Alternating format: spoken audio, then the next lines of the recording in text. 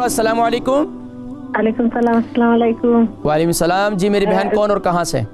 Mrs Ali Coventry से। Mrs Ali Coventry से, फरमाइए। और मैंने मेरा लड़की के लिए एक क्वेश्चन पूछना है यार, मेरे लिए क्वेश्चन जी। मेरा लड़की 5 ईयर ओल्ड। अच्छा। उसको राश आता है गर्मी में और वेदर में चेंज होता है ना, तो उसका स्किन वाइट हो जाता है।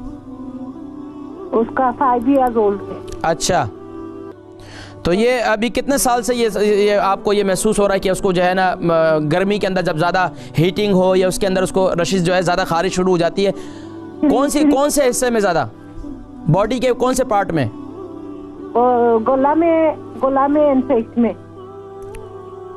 ठीक है, आप प्रोग्राम देखें, मैं इंशाल्लाह जिक्र करता हूँ। ठीक है।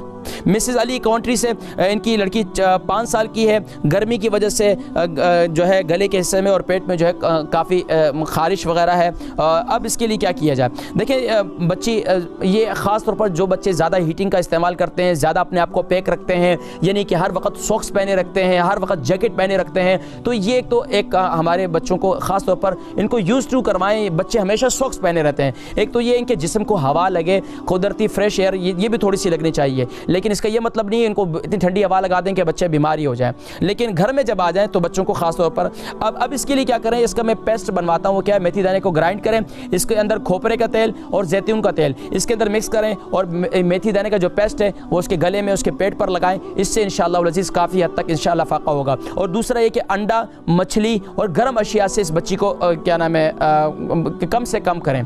अगर ये नहीं करेंगे तो इससे फिर फ़ायदा नहीं होगा इंशाअल्लाह। और उसके साथ साथ मेथी दाना को रात को गीला कर लें, सुबह उठकर उसका पानी पिलाएं। इससे इंशाअल्लाह अज़ीज़ इस बच्ची की काफ़ी हद तक इंशाअल्लाह बेहतर हो जाएगी।